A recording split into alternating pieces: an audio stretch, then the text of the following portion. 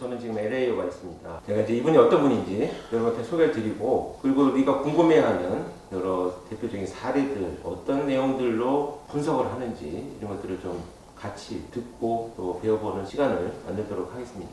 자, 먼저 간략하게 소개를 한번 해주시죠. 네, 안녕하십니까. 제 이름은 데이빗 김이고, 저는 1979년에 미국에 와서 대학교도 다니고, 그 다음에 미국 해병대에서 복무를 하고, 그 다음에 86년에 LASD, LA County Sheriff's Department에 들어가서 30년간 근무하고 2016년 1월에 은퇴했습니다. 제가 직장에서 했던 일을 보면은 처음에 3년 정도는 감옥에서 근무를 했고, 말하자면 교도소 비슷한 거죠. 거기서 근무했고, 그 다음에 순찰을 나가서 순찰 근무를 했고, 거기서 아카데미, 저희 경찰관과 신청을 가르치는 아카데미에서 2년간 교관을 일했고, 그 후에 저희 경찰 사격장에서 사격 교관으로 4년 반을 일했고, 그 다음에 2000년 11월에 경찰 과학수사연구소에 가서 총기 전문가로 15년을 근무하고 2016년에 은퇴했습니다.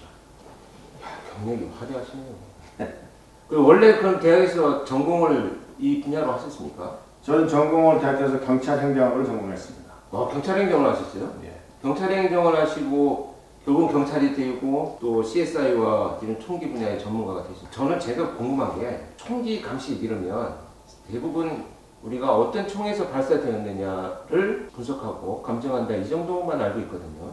총기 감식이라고 하면 뭐 종류가 있나요? 유형이 있나요? 저희가 그 총기 감식이라고 하면 저희가 하는 그 분야가 여러 개가 있습니다. 그래서 제일 처음에 그만 말씀하신 것 같이 총알이나 탄피가 어떤 특정 총기에서 발사가 되느냐, 그것이 이제 제일 많이 하는 업무고, 그 다음에 이제 저희가 하는 일이 현장에 나가서 CSI, 그러니까 Crime Scene Investigation을 하는데 거의 모든 총기에 관한 업무를 저희가 하죠. 그래서 총알 구멍이 아니라 특정을 하고, 만약 그것이 총알 구멍이면 그 탄두가 어느 방향으로 진행이 됐고, 그 다음에 만약 이게 벽을 관통했으면 그 다음에 어딜 관통했느냐, 그런 식으로 탄도를 저희가 하고, 그 다음에 현장에 있는 증거들 중에서 어떤 것이 총기에 관한 증거품이냐, 그거를 확인을 하고, 저기서 사무실에 돌아오면은 증거품은 증거품대로 보관을 하고, 현장 감식을 했던 보고서 저희가 쓰죠. 그래서 어디에 나갔는데 거기서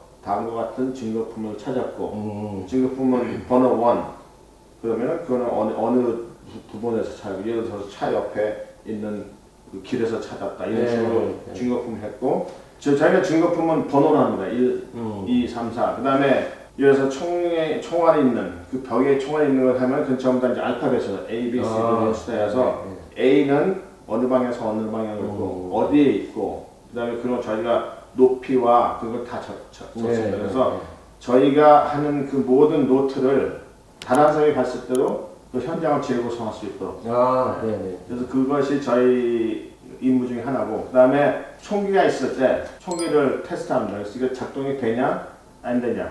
작동이 안 되면은 왜 작동이 안 되느냐. 어떤 사람은 범행에 총을 쏘고 던졌는데 총이 콘크리트나 아스팔트에 부딪혀 깨지는 장면이 작동이 안 될 때는. 그러면 그럴 때 저희가 이게 그 당시에는 작동이 됐었느냐, 그런 왜 작동이 안 됐냐를 분석하고, 그렇기 때문에 저희는 거의 웬만한 모든 총기 회사에 가서 교육을 받으러 갑니다. 그래서 그 회사 총기를 저희가 증거에 왔을 때 작동이 안 되면 작동해갖고 그 테스트할 수 있도록 이 총기가 자동 확인이 아니냐 그것도 검사하고, 그다음에 그 총에 붙어있는 그 물건이 소음기냐 아니냐 그것도 확인하고, 총기의 일련 번호를 지운 게 많아요. 그래서 그 총기 일련 번호를 다시 재생해가지고 이 원래 총기 번호가 뭐냐, 그래서 그 번호를 찍어보면은 소유주가 나타나고, 그런데 저희가 그거를 한 80%는 성공합니다. 야, 근데 그 궁금한 게 또 하나 생겼는데요.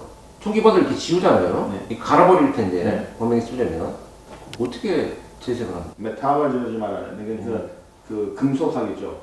그래서 보통 총기에 번호를 찍을 때는 이 프레스를 찍습니다. 그러면 프레스를 찍을 때 이 표면이 있는데 그 깊이, 그 일련 번호 찍는 깊이 한 4-5배까지는 그 금속이 그 분자 형태에서 이게 데미지가 나요. 그래서 이걸 완전히 갈았다고 해도 우리가 그거를 거울같이 갈아서 거기다가 화학약품을 떠뜨리면은 그 데미지 난 부분 더 빨리 분식이 되니까 그래서 나타나는 거예요.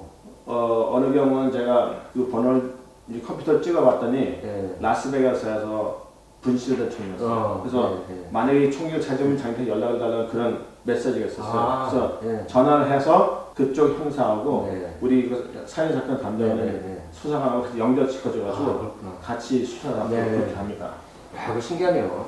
저희는 총기 전문가로서 수사관들이 필요하면 모든 그 조언을 해주고 법정에 재판 때 가서 증언도 하고 그래서 저희가 하는 역할이 여러 가지가 있습니다. 굉장히 흥미롭습니다. 그러니까 결국 지워도 뭐 잡힌다 이런 얘기네요. 그러니까 그걸 지워도 안 나타나게 하는 방법이 있는데 일반인 범죄자 같은 경우는 번호만 안 보이면 못 찾는다 이렇게 생각해가지고 그렇게 하는데 80% 우리가 성공하죠. 요새 만드는 총들은 총기 회사에서 비밀 장소에 또 일련번호를 집어넣는 회사가 있습니다. 도와주기 위해서. 그래서 그러니까 자동차 같은 것도 좀 시리얼 넘버 여러 군데 써가지고 몇 개를 지워도 그 관여하는 부분이 있어가지고 그래서 그런 회사가 있습니다. 그렇구나. 그게 아주 합리적이네요. 어디 모르는데 딱 숨겨놨구나. 그리고 우리가 회사에 전화하면은 어디를 잘라고. 재밌네요. 보통 그 한국에 보면 이제 렌트카를 많이 사용하니까 렌트카 뭐 도난도 있고 뭐 여러 가지 이제 범죄가 일어나니까 GPS를 달아놓잖아요. 지금 그것처럼 두세 개를 달아놓거나 모르는 곳에 숨겨놓거나 이런 경우가 있어요. 지금 제 차도 그 도난 당하면은 그걸 추적할 수 있는 장치를 달아놓은 게 있어요. 근데 그 회사에서 살 때 주인도 그걸 못 보여요. 어딘지 모르게. 그래서 그걸 도난에 신고를 하면은 장치를 작동을 시키는데 경찰차들 보면 이게 안테나가 4개 있는 게 있어요. 그래서 거기에 전파가 가가지고 일단 그게 작동이 되면 거의 스크린에 나타납니다. 번호가. 그래갖고 이 방향을 제시해가지고 저도 그렇게 한번 찾은 적이 있어요. 그렇구나. 그러면 CCTV가 없더라도 일단은 잡힌다 이런 말이네요. 일단 범죄를 저지르는 그런 그 기계가 달려있는 차들은 다 잡히는 거예요. 도심에 잡힌다잖아. 잡힌다고. 뭐 보시는 분들한테 게 아니고 범죄 의도를 가진 놈들한테 제가 한 얘기. 근데 듣다 보니까 되게 자꾸 다른 생각이 나서 궁금한 게 많으신데요. 사실 제가 프로파일링 하다 보면 범행 도구 같은 게 범인의 성격이나 유형에 따라서 또는 목적에 따라서 다 다르게 설정이 되는 경우가 있어요.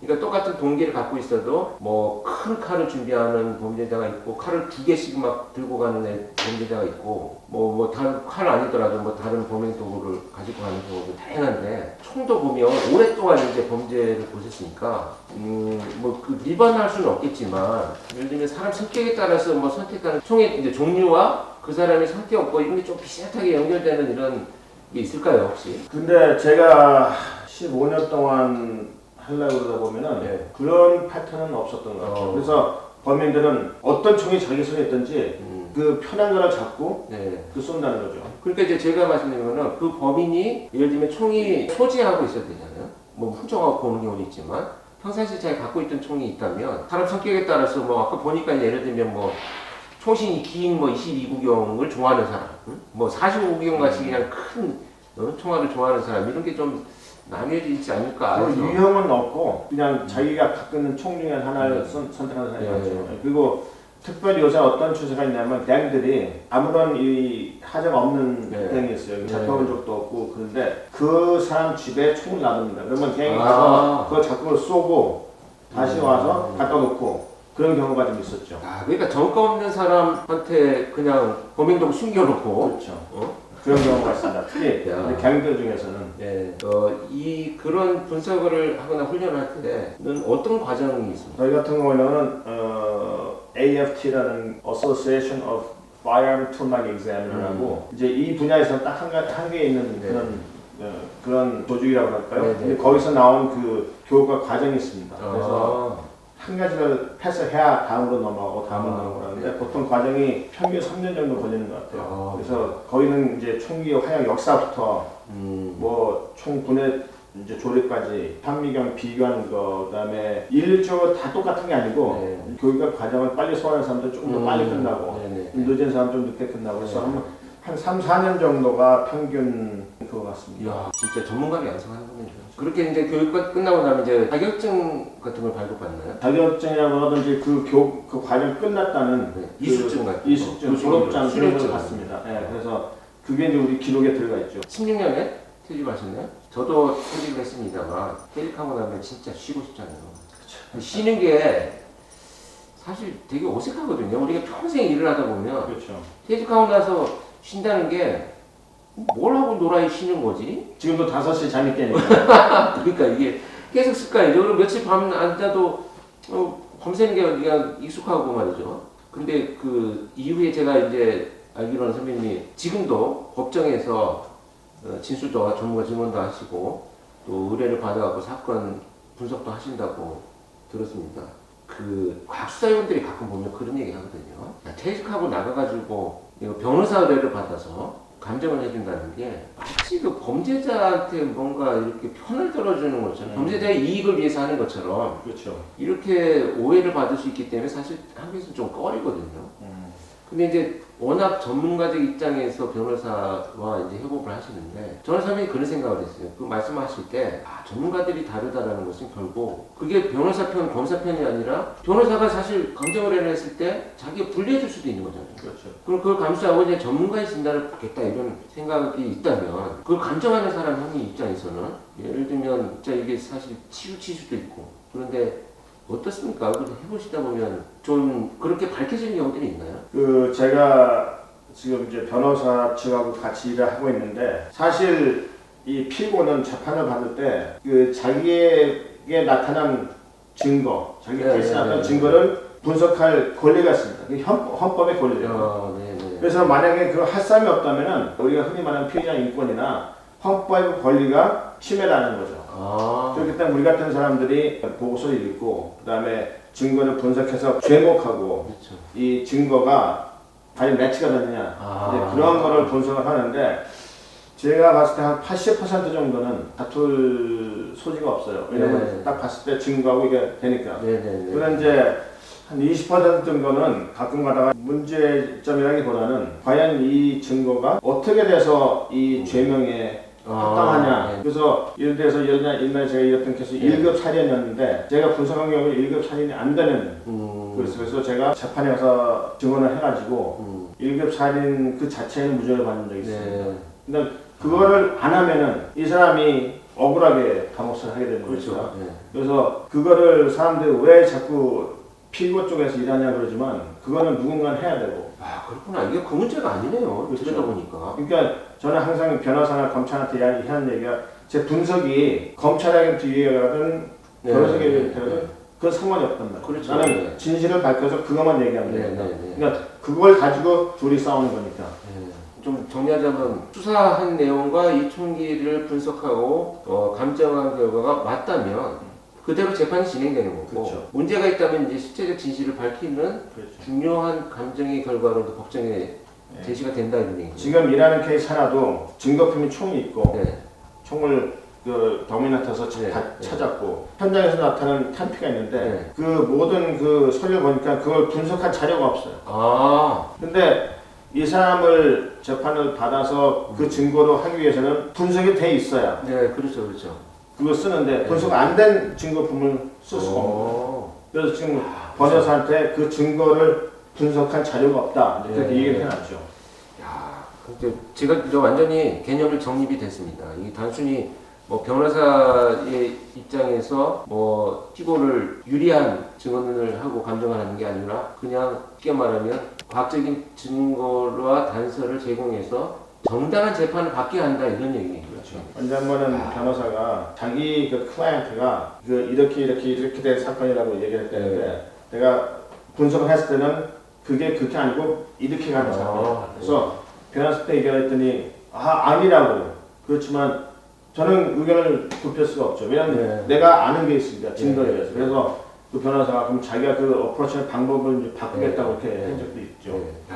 참 새롭습니다. 이게 한국에서 사실 이게 총기 사건이나 총기와 미국하고 많이 다르기 때문에 뭐 우리가 총 가지고 뭐 검색할 게 분석하고 뭐 할 게 있겠나 하지만 사실 총기 사건이 많이 나긴 합니다. 공기총 같은 거 사냥총을 꺼내가지고 발사해서 뭐 무동기 살인을 저지른 경우도 있었고, 근데 다만 이제 중요한 것은 그런 범죄 유형들이 이제 앞으로 늘어나지 않을까. 심지어 사제총을 만들어가지고 발사해갖고 경찰관이 순직한 사건이 있었어요. 그렇죠. 10년 전에. 예. 이런 사건들이 이제는 사실 뭐 총기 자율화가 되니만이 이 문제를 떠나서 제작하고 자기가 뭐 인터넷 같은데 보고 뭐 총을 만들어가지고 발사하고 이런다면 앞으로는 이게 지금 늘어나지 않을까 저는 이런 생각을 하거든요. 좀 우려스럽긴 합니다.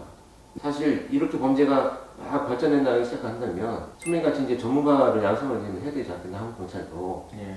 이런 생각에서 제가 와서 이제 총도 좀 공부를 해보고 또 말씀도 듣고 하려고 하는데요. 일단 그러면 이제 뭐 일부는 마무리하고요. 또 여러 가지 우리 그냥 재미나게 할 수 있는 이야기들을 좀 풀어서 한번 이어가 보도록 하겠습니다.